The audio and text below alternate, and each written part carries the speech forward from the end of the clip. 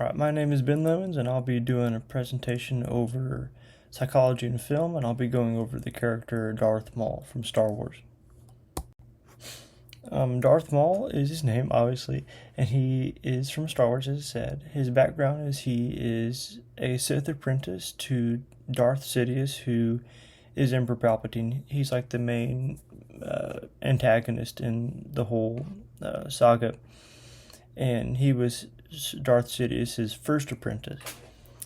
He was prominent, or Darth Maul was prominent during the Clone Wars, which was a time that was ripe for power grabs. He was defeated on Naboo, which is a planet, by the Jedi. The Jedi are good guys in Star Wars, and he was defeated by Obi-Wan Kenobi. He was chopped in half, but he survived. That's some backstory. I've diagnosed him with narcissism. I've diagnosed him with this because he has an overinflated ego. He is preoccupied with fantasies and visions of success. He's entitled, arrogant, and most of all, this is pretty apparent, is that he lacks empathy.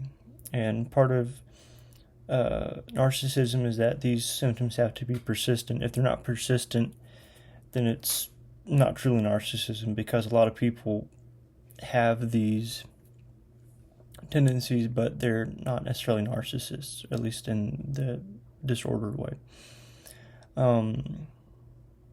He might be diagnosed as self-absorbed by others in his universe, but not necessarily narcissistic, because that doesn't exist in Star Wars, as far as we know.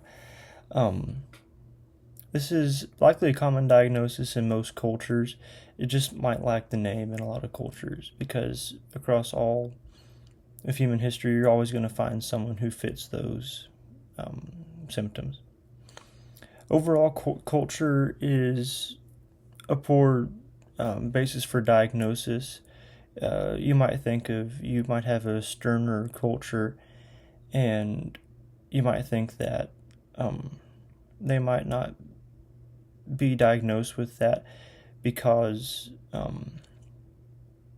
don't want to show weakness, or the term disorder be attached to them. But that's rather poor, because that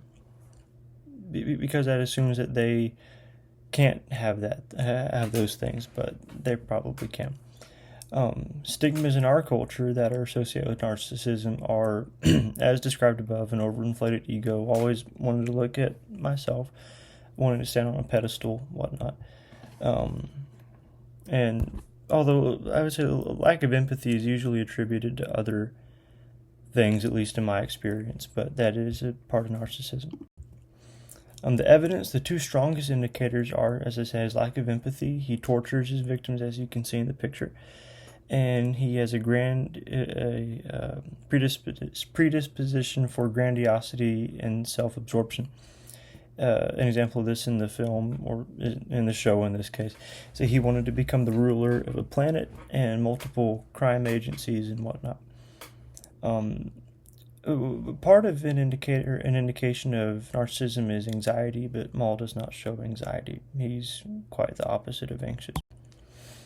Treatment, psychotherapy, is usually what is prescribed for narcissism, because pharmaceutical treatments like drugs don't work, and even psychotherapy is pretty finicky. The only ethical implications of doing this is that his Sith religion, the religion he's part of, considers the things that he loves, like the lack of empathy, torture, as good things. But that's obviously not morally good, so it's probably a good thing that would be nullified. From a broader perspective, the diagnosis of narcissism for Maul is something I have given him that probably doesn't exist in the Star Wars universe, but he does show a lot of the symptoms anyway.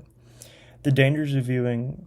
you have to be careful, though, because you might start to think of all narcissists like Darth Maul, and that makes them all villains, but they might not be villains. So I would just advise caution in that regard.